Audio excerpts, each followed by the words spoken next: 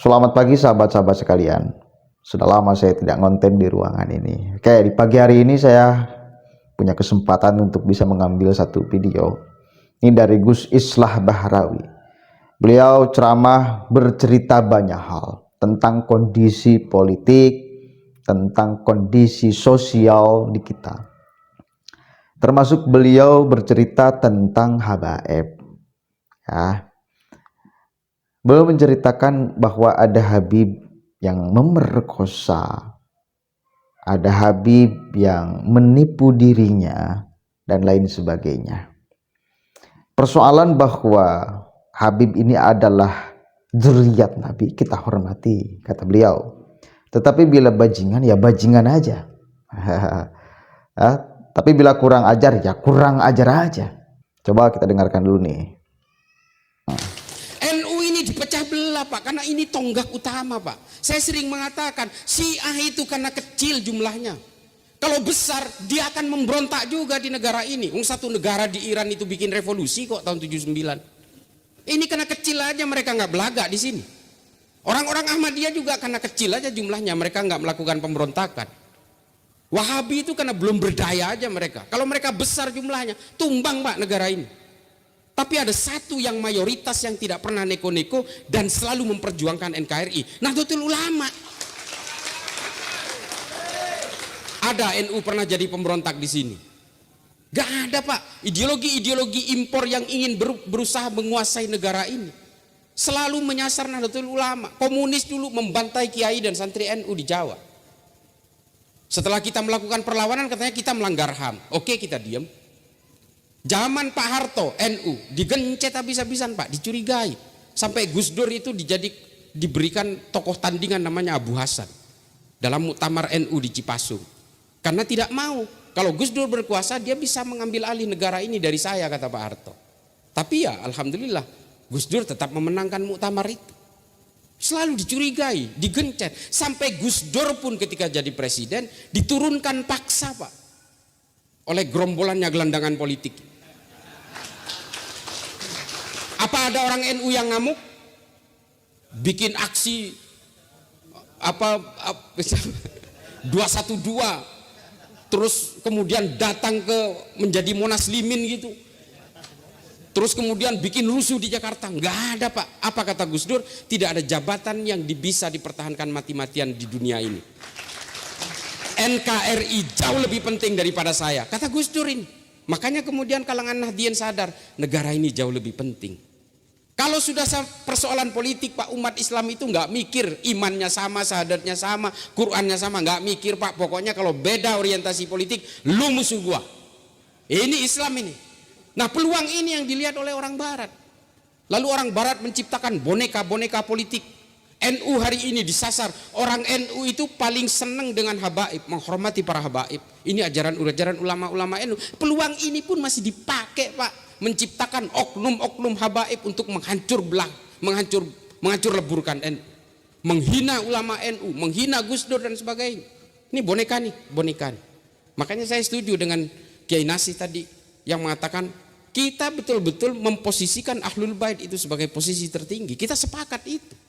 Karena ini bagaimanapun kita harus membangun kecintaan kepada Rasulullah lewat penghormatan terhadap para dzurriyyahnya. Tapi soal moral lain lagi Pak. Meskipun Habib kalau bajingan ya bajingan aja. Ini mohon maaf Pak, ini persoalan moral manusia. Kalau kita kemudian benci kepada orang yang melakukan penipuan tapi dia Habib, ya kita benci kepada kelakuannya bukan kepada Habibnya. Saya ditipu berkali-kali Pak sama Habib karena saking takdimnya. Wallahi, batu cincin lah apalah. Dikatakan ini blue safir, ahli ini, wallah asli ini. Ternyata beling Pak. Jatuh di kamar mandi, prang, beling dari botol. Nah coba, ini mohon maaf, ini saya cerita soal ini bukan apa. Untuk dzurriyyah Nabi, kita sepakat, kita mengikuti anjuran para ulama yang kita belajar juga, Durratun Nasihin juga kita temukan kok itu. Bahwa menghormati dzurriyyah itu sama artinya dengan menghormati Kanjeng Nabi. Kita sepakat itu. Tapi habaib itu bukan habib Pak, habaib itu jamak. Habib ini kan persoalan persorangan, individu. Kelakuannya macam-macam Pak. Kalau ada Habib yang kemudian memperkosa pasiennya di Bekasi sampai 3 orang, sampai hamil 2 orang itu. Kita mau cium tangan. Mohon maaf, saya mending cium tangan ke Kiai Nasi aja. Ini saya tidak. Nah, persoalannya kemudian ada beberapa oknum Habib yang justru menghancur leburkan NU dan membentuk enklav perlawanan di NU. Madura itu hancur lebur Pak hari ini NU-nya. Karena apa? Politik Pak. Mulai dari zaman Prabowo 2014, Prabowo 2019, hari ini Anies, semua dibelah-belah umat itu. Hadir ke sana Habibnya. Isinya apa? Memecah belah orang, mengkompori orang, lawan semua. Yang tidak mendukung Anies itu adalah orang kafir yang tidak setuju terhadap Islam. Ini loh yang dilawan oleh Khalifah Umar bin Abdul Aziz. Khalifah Umar bin Abdul Aziz gelisah karena masjid dan majelis keagamaan diisi oleh caci maki terhadap orang lain karena persoalan politik. 60 tahun Pak pada zaman Bani Umayyah. Lalu kemudian Khalifah Umar bin Abdul Aziz membuat keputusan, udah hentikan semua politisasi di masjid dan juga di berbagai jamiah ini. Hentikan semua. Kita nggak boleh lagi menggunakan lembaga-lembaga keagamaan termasuk rumah-rumah ibadah untuk saling mencaci maki karena persoalan politik. Lalu Khalifah Umar bin Abdul Aziz membuat ketentuan, khotib Jumat harus membaca surat An-Nahl ayat 90. Nah makanya kemudian para khotib hari ini membaca ayat itu. Untuk menghentikan apa? Menghentikan politisasi agama di masjid Pak. Innallaha ya'muru bil adli wal ihsan wa ita'i dzil qurba wa yanha 'anil fahsya'i wal munkari wal baghi ya'idukum la'allakum tadhakkarun wa la dzikrullahi akbar. Kan gitu khotib. Ini sebenarnya yang menggagas adalah Khalifah Umar bin Abdul Aziz, Khalifah kelima dari Bani Umayyah, untuk menghentikan apa? Politisasi agama di masjid. Hari ini ada partai baru netes bilang mari kita jadikan masjid sebagai tempat jihad politik. Ini mohon maaf Kiai, mohon nyancuk. Saya paling benci. Saya paling benci. Ini yang merusak umat Islam Pak. Memecah belah umat Islam. Karena kepentingan politik kemudian umat Islam dipecah belah supaya apa? You are either with them or you are with us. Ini bahaya Pak. Oke, jelas ya. Terima kasih Gus Islah. Ya meskipun kemarin kita berbeda secara pilihan politik, tapi wes itu sudah usai. Itu sudah selesai. Persoalan politik udah selesai. Kita kembali kepada khitohnya masing-masing. Saya dengan Gus Islah Bahrawi, saya sangat kagum kepada beliau. Saya menghormati sepak terjang beliau. Saya takdim kepada beliau karena keilmuannya dan lain sebagainya. Termasuk beliau selalu menceritakan fakta-fakta yang memang kita mesti perhatikan. Apalagi sebagai warga Nahdliyin yang disasar untuk kemudian dipecah belah, untuk kemudian diadu domba, ya, dan lain sebagainya. Beliau menceritakan itu secara gamblang. Dan ini mesti menjadi kewaspadaan kita semua. Jangan sampai kita mau diadu domba. Penting gak informasi kayak gini? Oh sangat penting sekali saudara. Sangat penting sekali. Di tengah kita memang sedang banyak kebingungan. Ya, di satu sisi ini ada ulama yang ngomong kayak gini. Di sisi lain ini ada ulama yang ngomong kayak gini. Ini yang benar, ini yang mana? Kita mesti mengambil sikap seperti apa dan lain sebagainya. Ya, kan itu penting supaya otak kita kemudian terbuka. Jangan sampai tidak mau melepaskan kungkungan doktrin dan lain sebagainya. Kita harus belajar untuk melepaskan itu. Selama ini kan seolah-olah masyarakat itu ketakutan mengomentari sikap-sikap dari oknum Habib ini yang kurang ajar, ketakutan karena takut kualat dan lain sebagainya. Karena melihat bahwa dia adalah turunan Nabi, takut. Selama ini seolah-olah seperti itu. Dan masyarakat diciptakan seperti itu. Dan sekarang sudah lepaskan. Kalau ada kemudian kejanggalan, kalau ada kemudian kesalahan dan lain sebagainya, apalagi atas nama kesucian, apalagi kemudian berpotensi gara-gara kelakuannya itu akan merugikan banyak orang, speak up. Bicara, kritik, Ini soal individu, bajingan ya bajingan aja. Apalagi sekali lagi ternyata sudah tercium, sudah terbongkar oleh Yaji Ibn Utsman Al-Bantani bahwa mereka memang tidak nyambung secara silsilah kepada baginda Nabi Shallallahu Alaihi Wasallam, secara nasab kepada baginda Nabi Shallallahu Alaihi Wasallam. Bayangkan, di sisi lain mereka ngaku sebagai Ahlul Bait Nabi yang disucikan oleh Allah. Ya, di sisi lain ada yang memerkosa, di sisi lain ada yang menipu.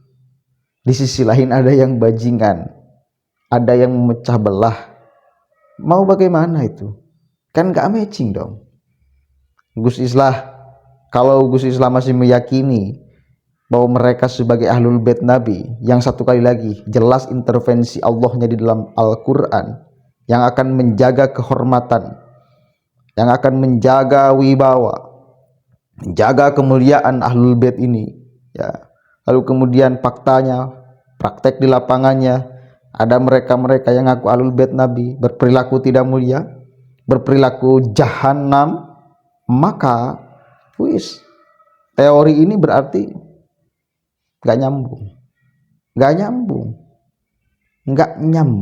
Saya ulang-ulang itu supaya paham ya. Setiap saya buat konten tentang Habib, perhatikan, saya pasti ngomong ini gak nyambung.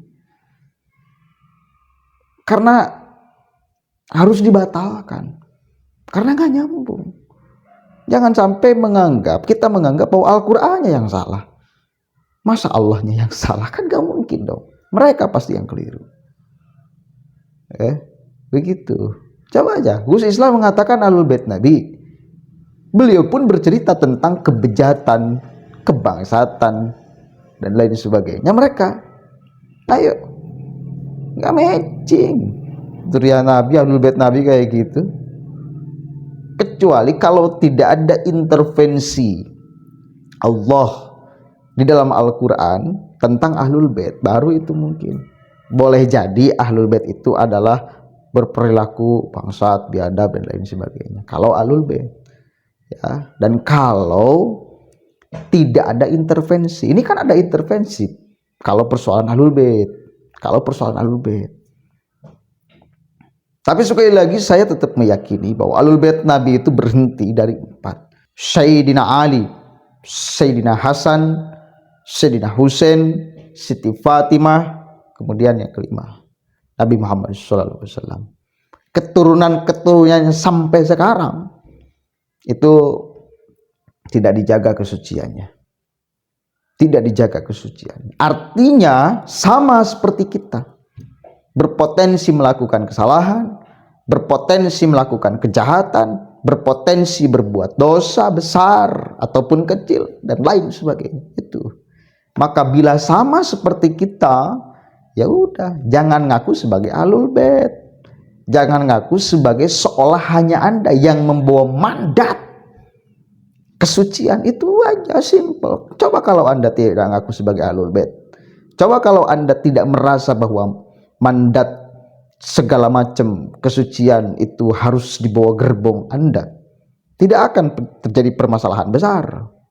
Kenapa terjadi persoalan? Karena Anda mendiskreditkan yang lain, seolah kasta Anda lebih tinggi daripada yang lain. Ini titik persoalannya, ya.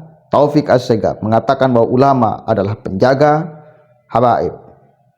Ada lagi habaib yang berkata, bila sanad keilmuan Anda tidak nyambung kepada Habib, maka dipastikan tersesat.